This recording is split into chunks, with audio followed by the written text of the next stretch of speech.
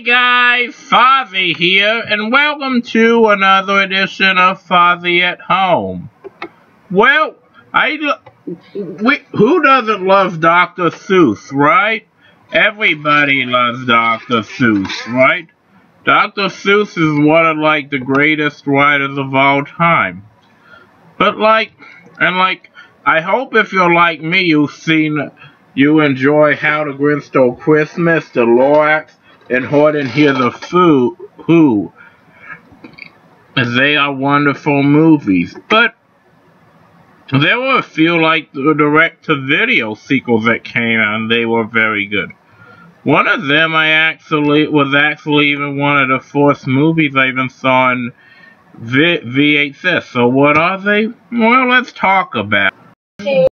Originally leading off was How the Grinch Stole Christmas, which I'm sure many of you have seen, and there's no reason why you can't like it. I mean, the animation is great, the story is cool, the music is awesome, and it's also good really with the overall moral that you can't stop Christmas. Originally, I saw this when I was 7, but it always still has a place in my heart. I mean, though I'm not showing any clips of it, I do love the live action one with Jim. The Cat in the Hat, of course, was the real Dr. Seuss's most famous book.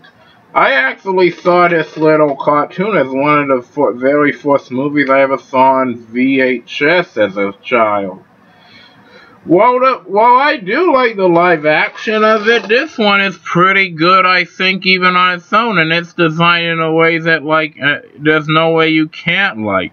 Story is as simple, as it follows the book.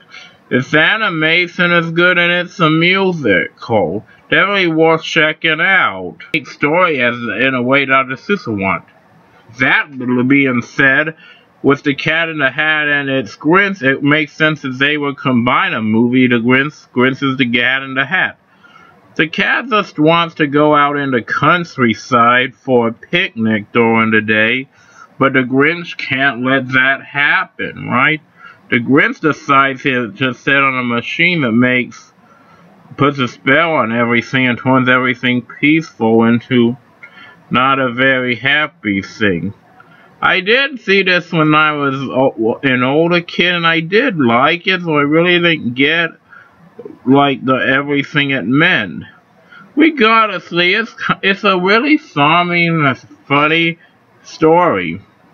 We got of course, the Pocket Whisperer, with not to be confused 5,000 Fingers of Dr. T, but I didn't really watch this one, so we'll kind of just added this one to say I think it's one I might see, but soon.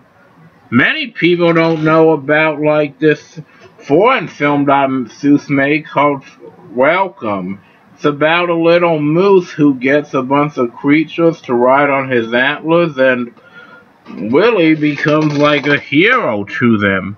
It's such a shame this movie never really had a commercial release. It's really pretty good and touching. So, and the Lorax, of course, which would be one of his final feats, wasn't as good as Danny DeVito's version. And while a lot of people say they hate it, I think they're wrong. Danny DeVito's version is awesome. To be fair though, this one does have a good environmental message, but the animation isn't the worst. And I gotta say in a way, if it wasn't for this, I don't think we would have gotten the success we did today. Of course, as many people know, it's the Onceler tries to start a business that'll take over, the world, and when the Lorax warns about it, things don't go his way. I really am glad with what about seeing a modern one, but thankfully everything worked out. Finally, we got the Cat in the Hat since Dr. Seuss on the loose. This actually isn't the last one in the series, but I actually had forgotten about it until the last minute. It does good with its stories about the Sneezes, the Zacks, and like Green Eggs and Ham.